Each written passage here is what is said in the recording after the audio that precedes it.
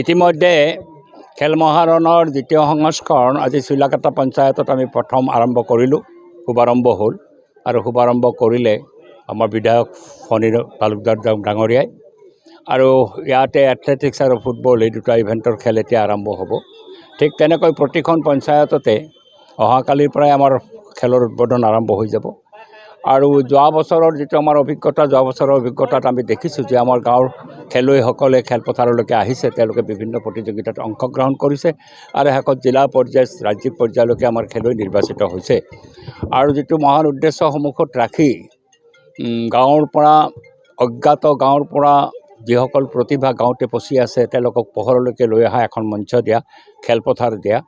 তাৰ কাৰণে খেলপথাৰ যেনেকৈ উন্নত কৰাৰ ব্যৱস্থা গ্ৰহণ কৰা হৈছে, খেলুৱৈসকলকো সেই খেলপথাৰলৈকে অনাৰ কাৰণে উৎসাহিত কৰাৰ কাৰণে চৰকাৰে এটা ব্যৱস্থা কৰিছে। এইটো সাধু সিদ্ধান্ত, খুব ভাল সিদ্ধান্ত। এই সিদ্ধান্তত আমি যোৱা বছৰো কিছু সুফল পাইছোঁ আৰু এইটো যদি কণ্টিনিউ কৰে নিশ্চিতভাৱে আমাৰ গাঁৱৰ প্ৰতিভাবিলাকে খেলপথাৰ পাব আৰু তেওঁলোকৰ প্ৰতিভাৰ জোৰত তেওঁলোকে আগলৈকে আগবাঢ়ি যাব। অসমত এইটো দেখাও গৈছে, এইটো লাভলীনাই হওক বা আমাৰ হিমা দাসেই হওক, গাঁৱৰ ভিতৰৰ গাঁৱৰ পৰা আহি পেলাই বিশ্ব দৰবাৰত তেওঁলোকৰ প্ৰতিভা প্ৰদৰ্শনো কৰিছে, সাফল্যও লাভ কৰিছে, অলিম্পিকৰ বঁটা আনিবলৈ সক্ষম হৈছে।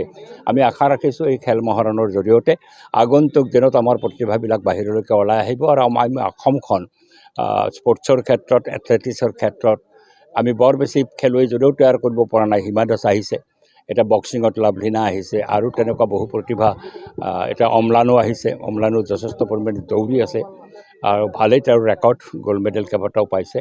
এই যিটো অৱস্থা, এই অৱস্থাটো আৰু বঢ়াব লাগিব।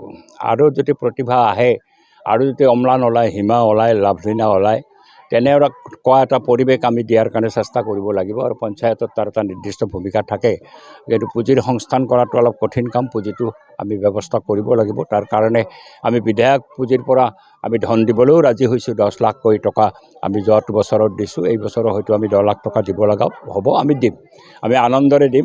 তথাপি খেলৰ বিকাশ ঘটক, খেলটো আগবাঢ়ি যাওক, এয়ে মোৰ আশা ৰাখিছোঁ।